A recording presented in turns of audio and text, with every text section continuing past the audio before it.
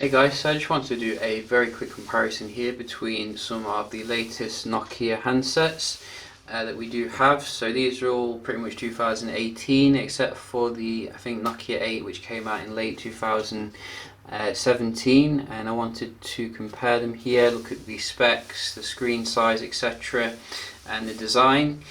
So you can see in terms of the order here, we have put the most lowest end Nokia 6 on the left, followed by the X6, which is I think the newest Nokia device, 7 Plus, which comes in, I'd say, near the top, and also the Nokia 8, which is still fantastic value. You can get them for about 200-300 euro now, so very nice in terms of the spec, and also with a nice kind of shiny design.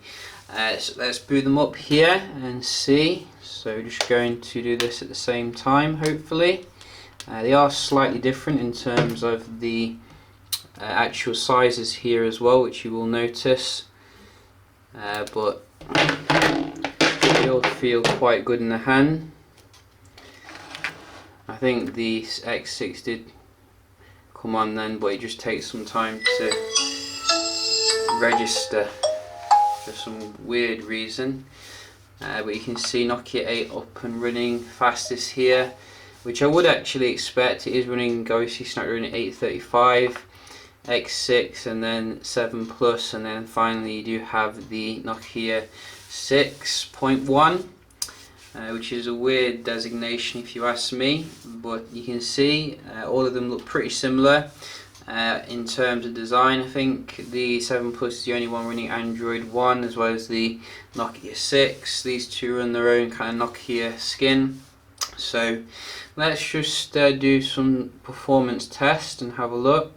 So we have Geekbench here, and we just like to run this to see, because I think the processor in the X6 actually is quite similar to what you're getting in the 7 Plus, but in terms of the day-to-day it does feel a little bit laggier in terms of optimization, so that is quite a strange phenomenon. I think this one was running the Snapdragon 625 as well, so that is a bit of a lower end 6 series processor, but it's better than the last version, which was on the 4 series.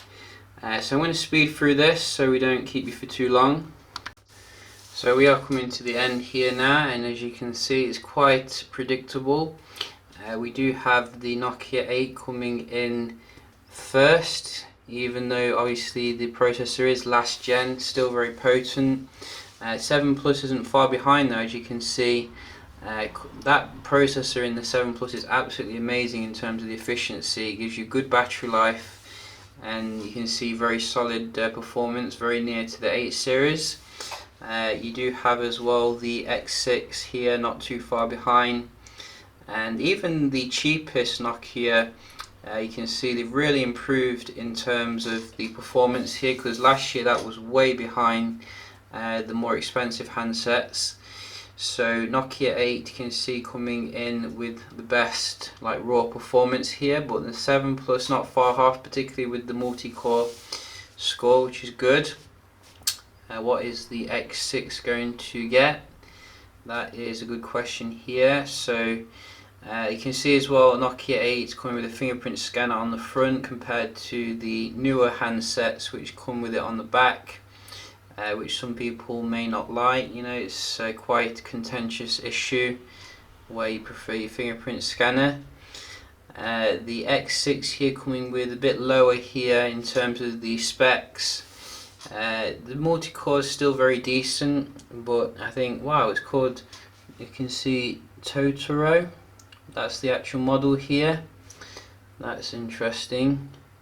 So Totoro with the notch, you can see coming in at a little bit lower than the 7 Plus for the raw benchmark.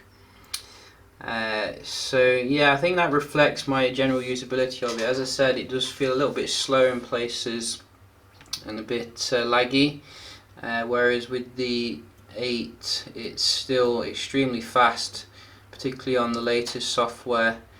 And also we do have obviously 7 Plus, very nice and fast and refined usually. So that's weird how it's not loading that, but 6 C is finished as well now, and comes in with slightly worse score here, reflecting of the price. So you can see a nice progression here in terms of the scores, and obviously I think the latest version of the Nokia 8 might even get better, the one which I can't pronounce, but you know, quite interesting nevertheless. Let's have a look at the speed test of all of them to see if there's any differences here. So we just open up this app.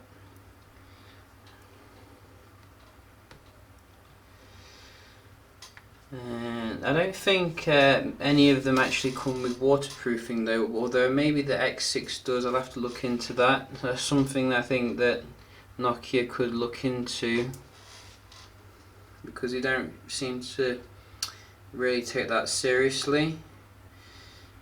Maybe to cut costs a little bit. Let's just have a look. Waterproof.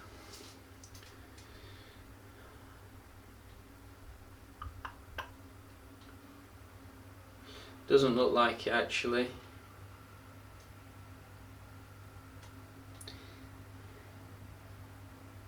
It looks like it's actually got the splash proof coating, so that's the same as what Motorola does.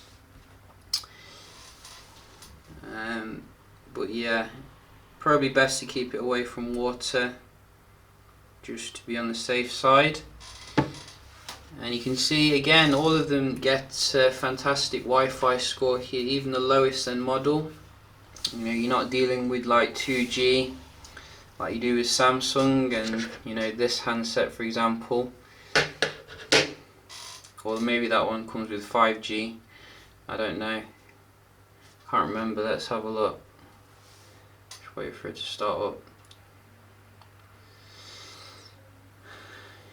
So this one is going quite mixed in terms of the Wi-Fi.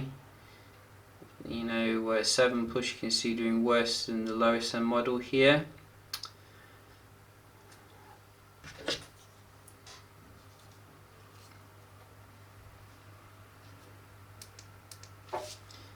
Finally Nokia 8.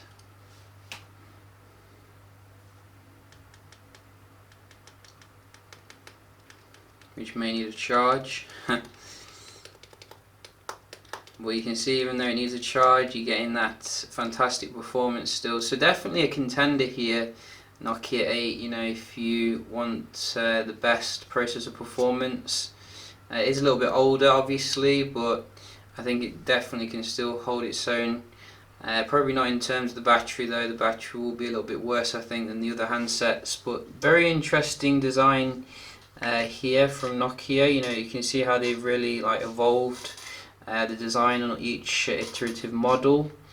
And yeah, hope you found the video helpful.